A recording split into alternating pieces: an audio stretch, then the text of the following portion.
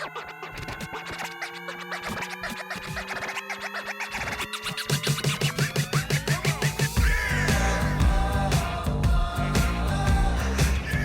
basically, guys, you're going to see a comeback story that you've never seen before. I'm back.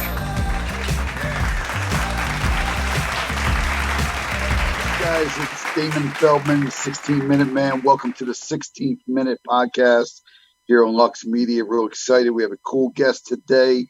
He's the guy that sung my intro song, Swing for the Fences. He's an amazing guy. He's a Philadelphia-born rapper, entertainer. He's done some incredible songs, and we're going to talk to him more. Our original guest, Joe Giudice, couldn't make it. He'll be on next week because he's in Italy, and we'll talk more about that. But I'd like to welcome the one and only Supreem Da Rezarekta. Hey, what's happening, y'all? How y'all feel? Hey, what's up, Supreem? How are you? I'm good. Should I turn my camera sideways? Yeah. We'll keep it like that. No, don't turn side. Yeah, there you go. Keep it right there. So, what's going on, man?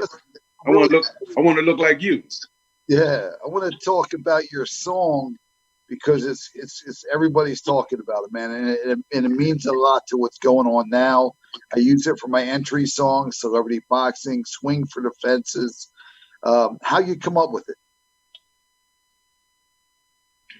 Basically, well, I got the little situation, the deal and publishing deal with Milk Boy. And what happened was they had some songs already, I guess, produced with no lyrics on it. So they asked me for one of my songs, what could I do with this beat?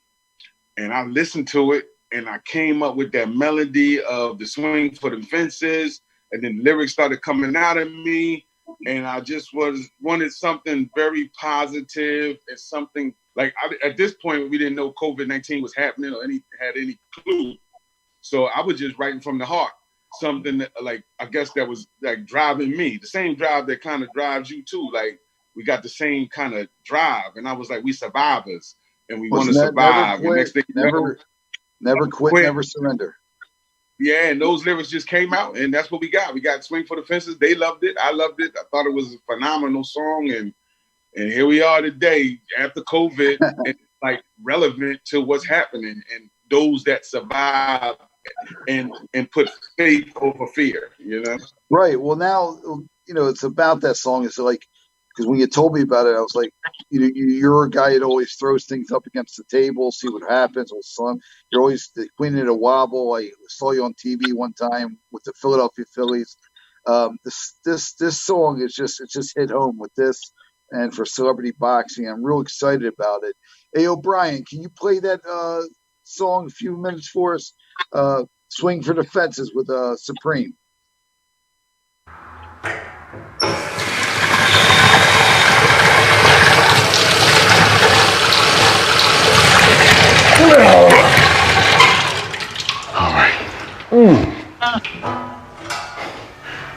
All right, come on, Preem. One last time. Let's swing for the fences.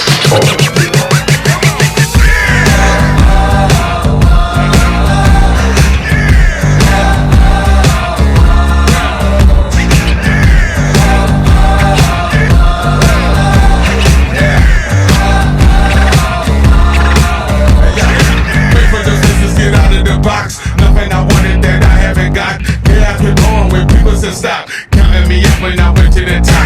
Never a dummy, I'm smart like a fox. If I go holes, I'm picking the lock. I figured it out, don't give me no clout. I did it for me and my people can vouch. Why would I follow them people who doubt when they don't have a clue what this is about? It's bigger than us, it's hide and out. You better be ready when taking the route. Let's shout.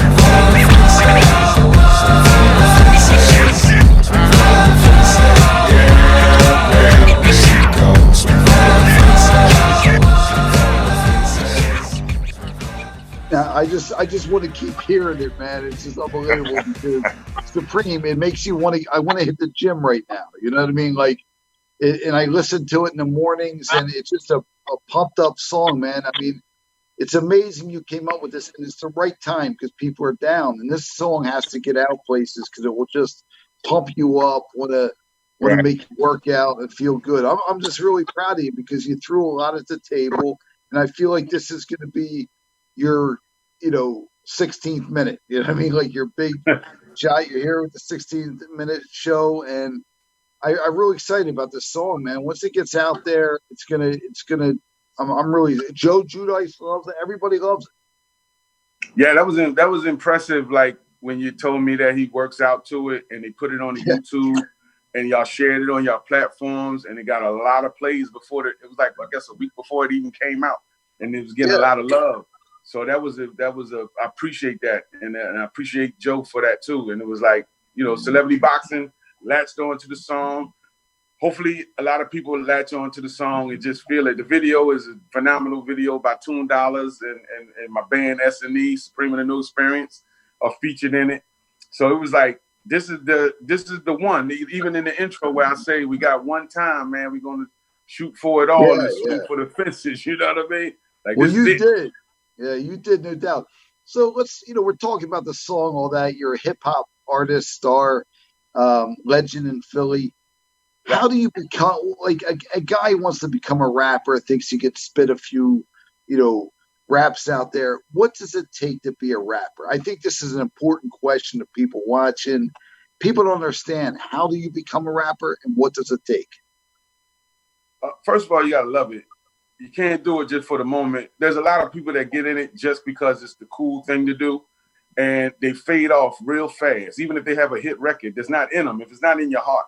I'm a fan of the music. I came into hip hop in the beginning of Sugar Hill Gang, and I said, this is what I want to do. This is what I'm going to do.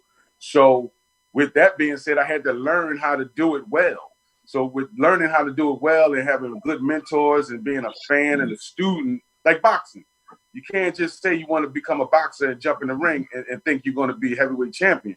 You got to eat, you got to train, you got to do everything that you need to do before you can get into the ring. So it's the same thing with rap music. You got to do everything that it takes to do to get into the ring as far as studio, write the songs. You got to learn what a 16 bar is. You got to learn when to do verses, when to do hooks, how to put a song together. And you learn all that early. Then you got to learn to perform it. You got to go to the open mics. You got to go to the block parties. You got to let yourself be heard through certain DJs. And then when you're lucky enough to make a record, if God willing, you get to that point, you want to make your record and you got to put your finances into it, because the big money ain't going to come out the sky and fall in your lap. You got to invest in yourself or have people that believe in you and invest in you. And from there, you're in the game. So then you're in the game, you got to stay in the game. So you got to keep promoting yourself. You got to keep making the next record. You got to go to the next album. And you got to tour. You got to go to the next city. You can't just do it on your block, because your guys on your block going to tell you you're great. And then you find out when you go around the world, you suck. So it's a process.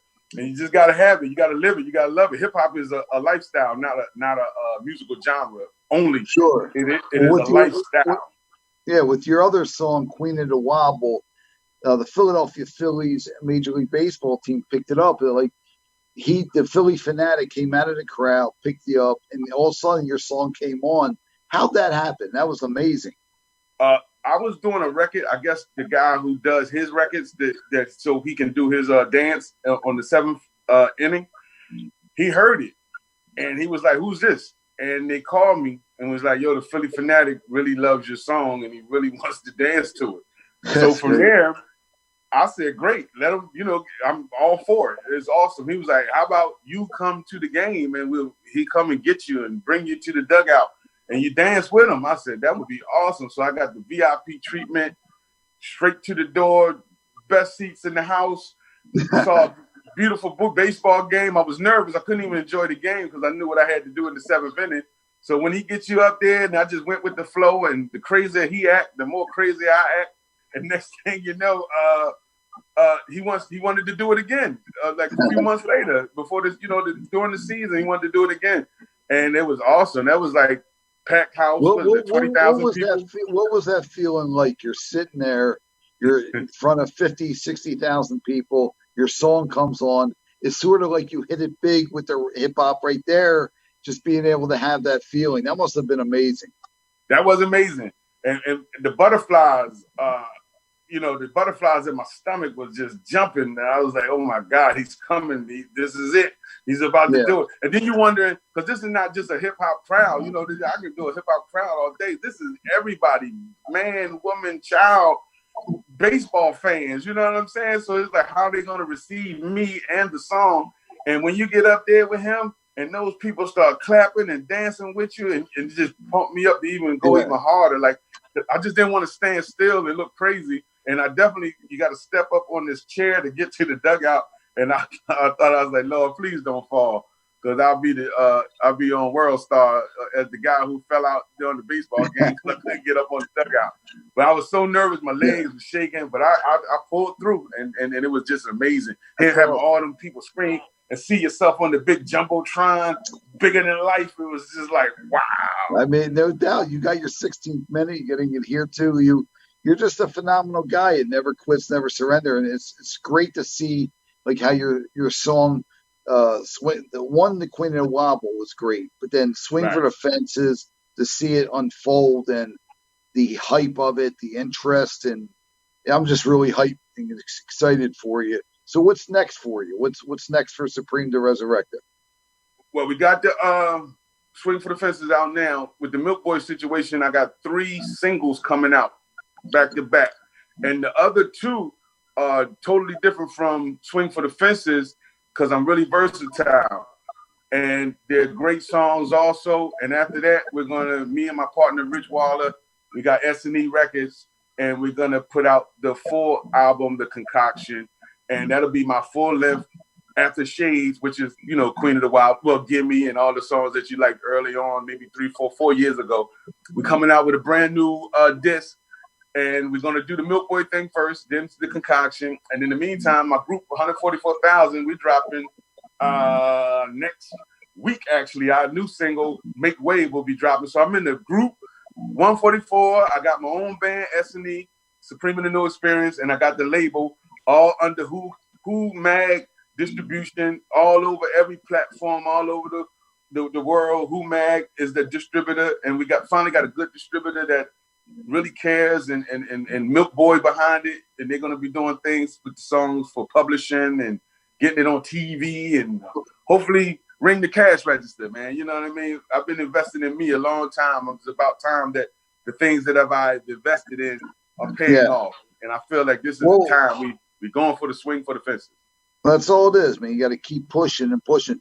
When you were a younger guy, like who was your motivation factor? Who was your idol in rapping that like inspired you to be a rapper?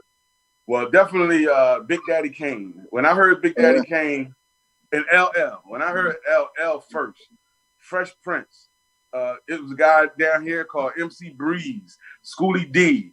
These are the guys that made me really, really, really, really want to really go out here and do this and do it well.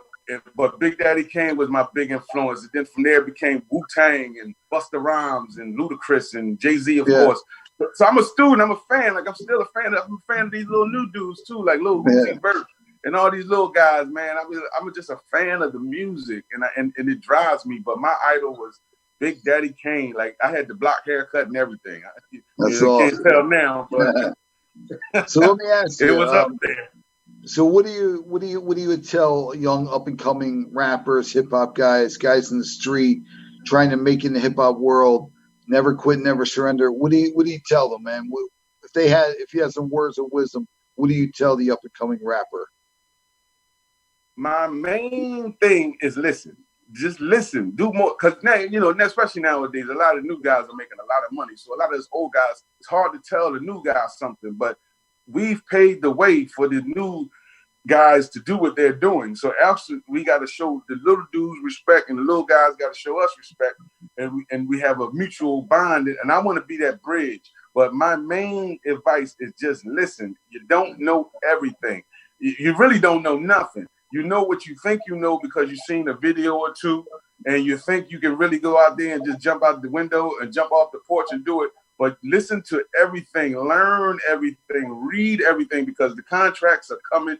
They will come fast. You will not have a clue what you're signing, and you don't know what you're going to be into at the end of the day. You want to come out of this owning your own stuff. You want to come out of this being able to control your own destiny. You got to get the leverage to make the big guys want to come at you, so you can even have bargaining chips to negotiate to get the better deal. Because everybody's first deal is not the best deal, but you get that deal and make the best of it, and then you get back into the driver's seat and drive yourself. But you'll do that by listening. If it wasn't for Dr. Shop, Dave Ivory, Rich Waller, it's people that can tell you things, that they can tell you life lessons that'll get you over the humps without you having to fall down the pit to learn for yourself. You can avoid the pit if you listen. Do more, do rapping, do your rapping, but do less talking and do more listening.